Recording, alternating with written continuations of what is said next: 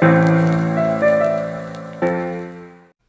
evening, my name is Deanna and I'm a new music artist here in Toronto, Canada. Today I wanted to talk about the story of how I lost my voice and found it again, and specifically how just working through one core belief significantly changed my life for the better and basically helped me express myself creatively again.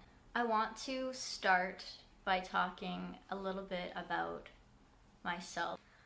So I've always thought of myself as having sort of two separate sides. On the one hand, I've always been kind of shy or quiet, as well as being introverted, just fine, it's normal. And I've also had a more creative, expressive, and sort of funny side.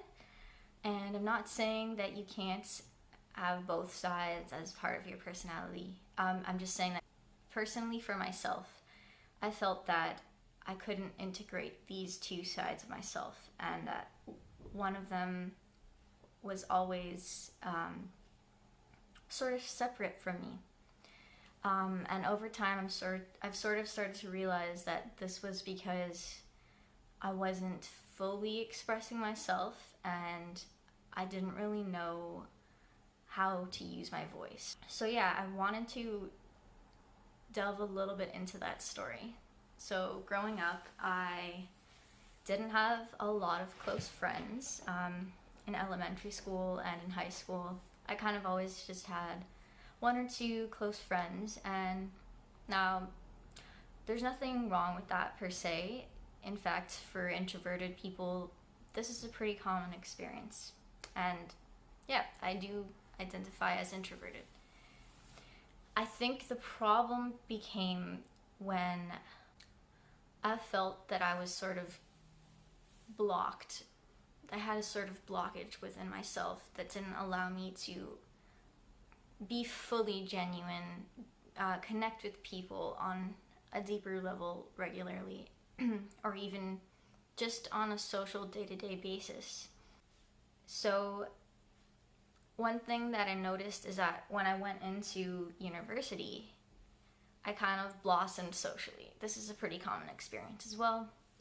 I gained a few more friends and I formed deeper relationships. But there was something missing. I noticed that I felt extreme feelings of loneliness. I had isolation.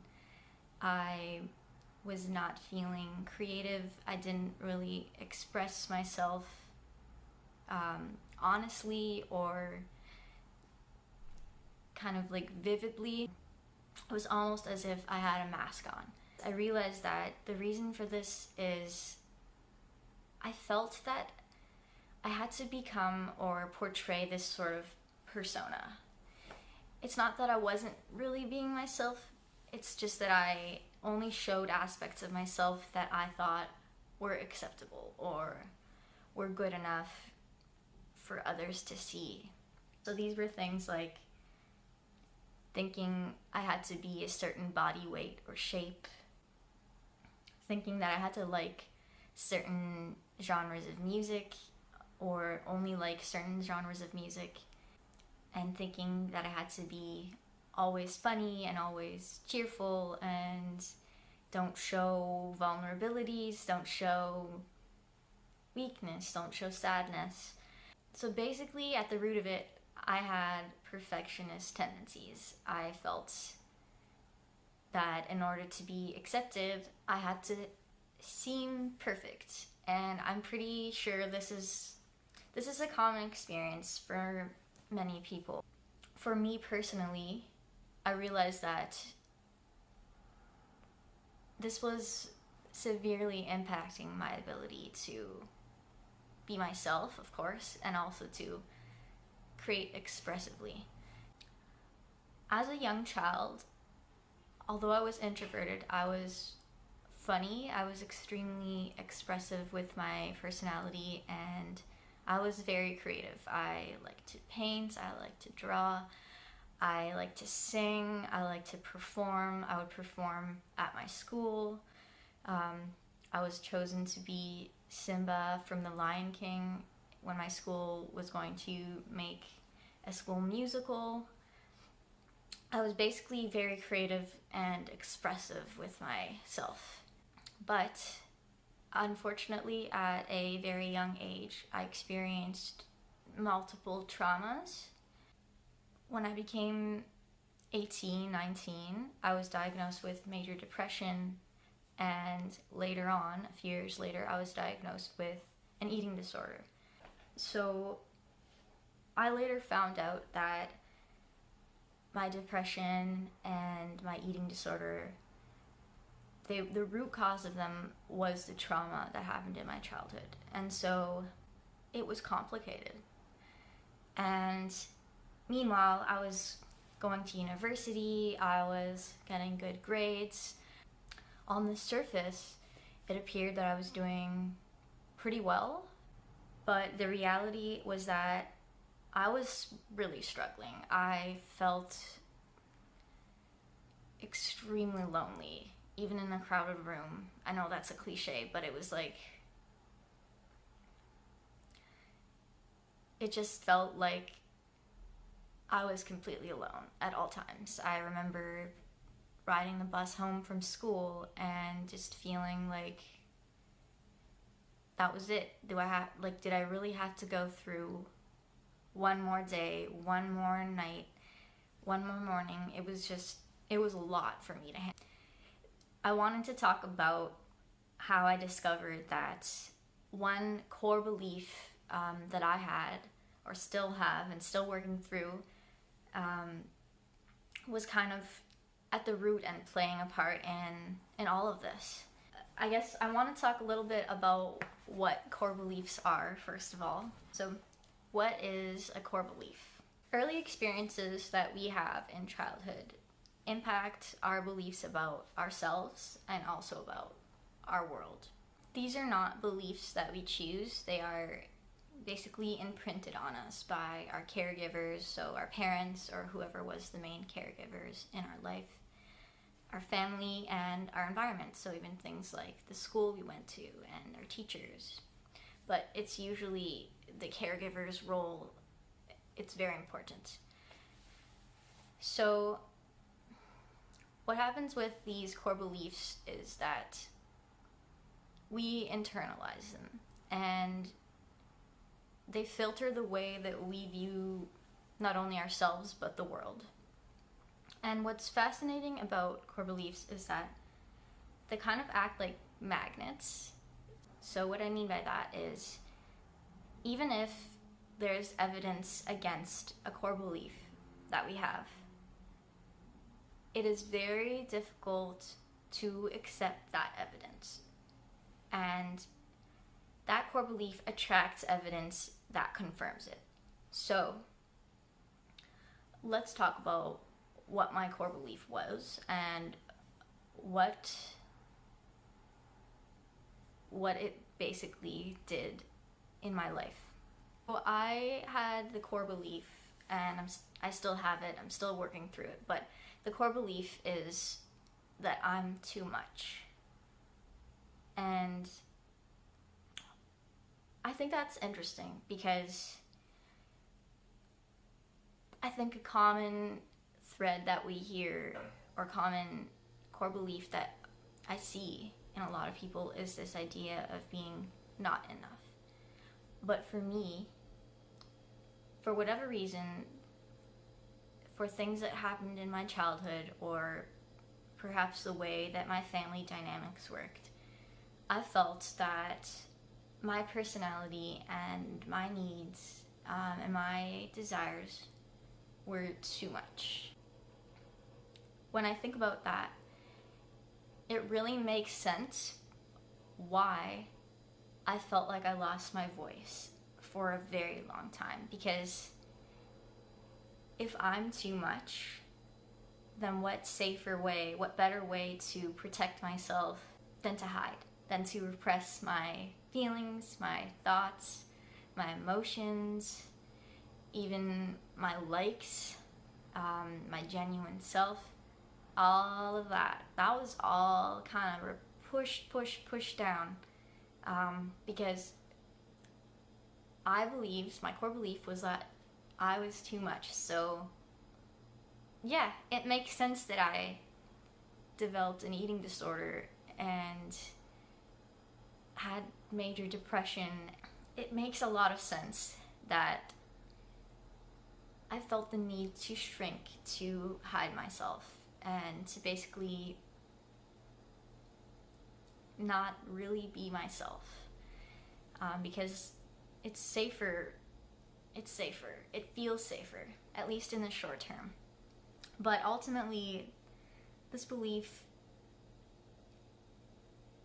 while it protected me in the short term,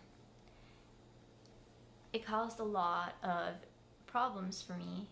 And these were symptoms like people pleasing. So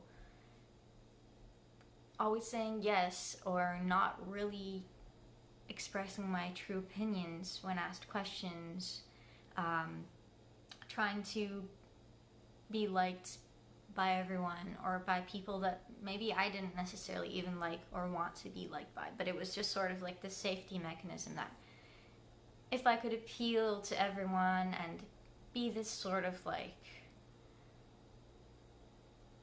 ghost version of myself, this people pleasing basically protected me.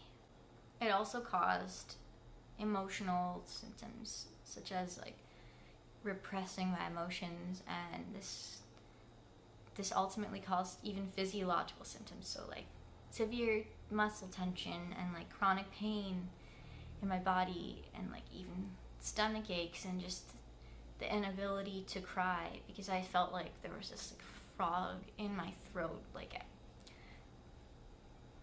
choking me, like I couldn't breathe, I couldn't express myself. And this was honestly the most difficult part of my journey in the last 10 years, is finding my voice and expressing myself again, and learning how to be genuine again, and how not to people please. It's just so interesting to me how it was kind of rooted in this core belief, this I'm too much. And so it's just so interesting, and makes so much sense how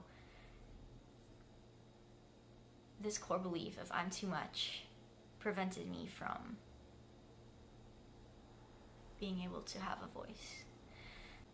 So since I was a young child, my dream, my main passion was to be a singer, and I started playing guitar at the age of 10, and I would write songs, and I would sing, I would cover songs.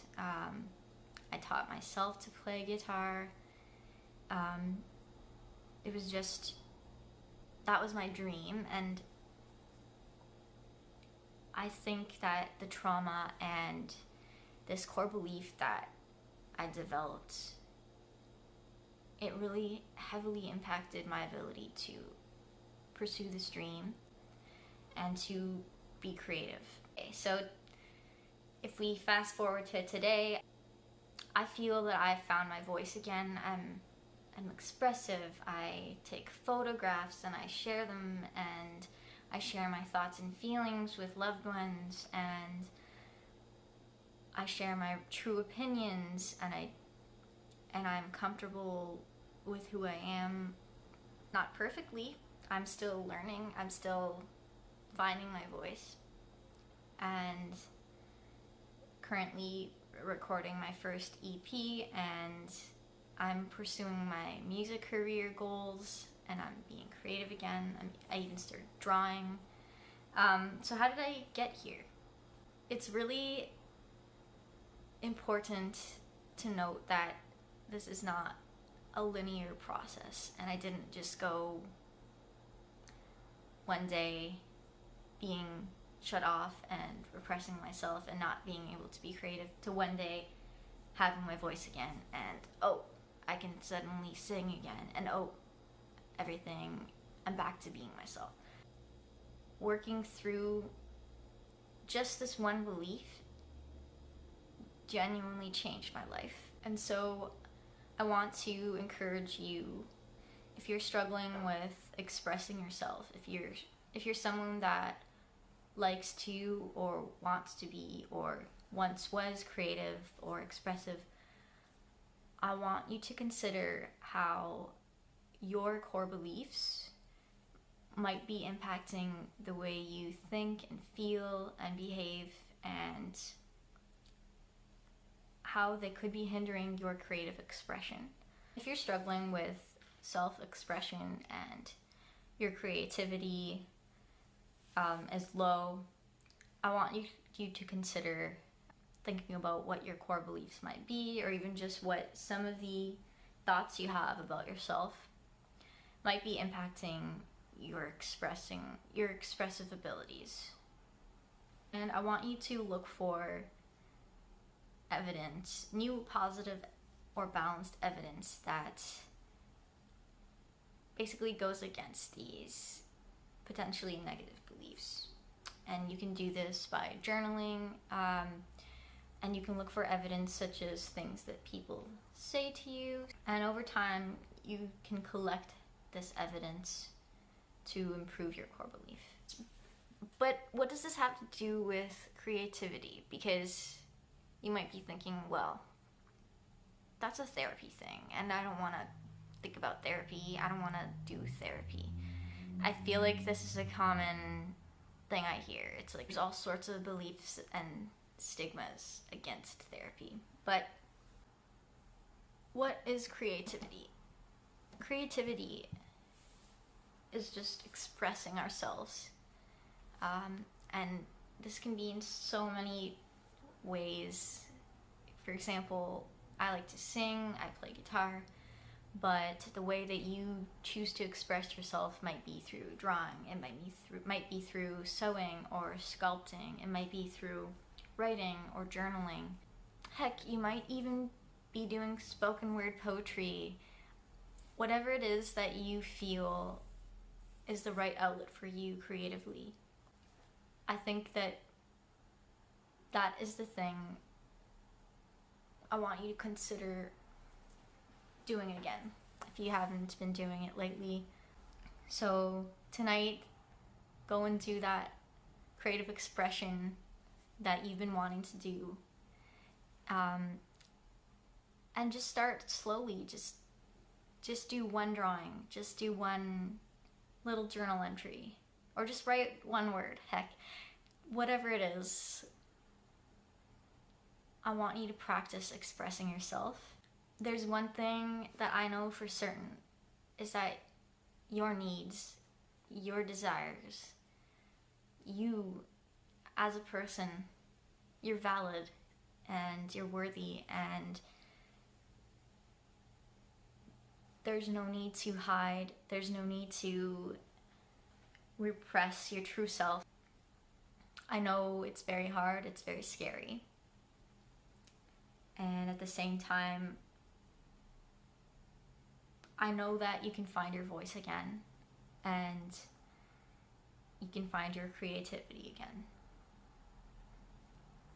And so I wanted to finish this off with a little quote. Actually, it's a pretty long quote that I found.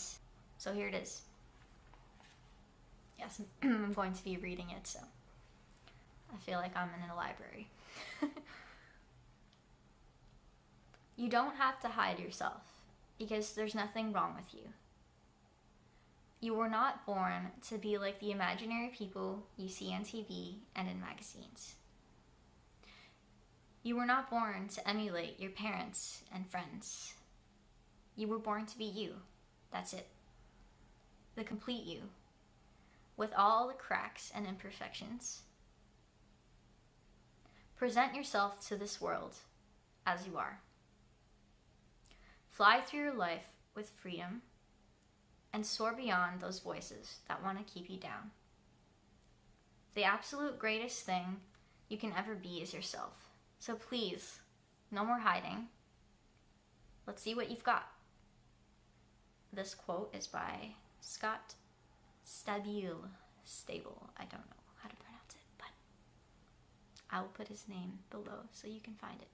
the last thought I want to leave you with is, what if your core beliefs were not true? How would your life change, and how would you be able to use your voice differently?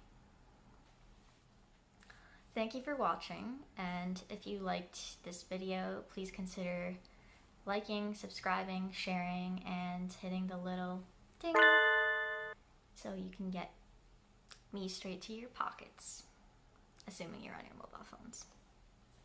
Take care, and talk to you tomorrow.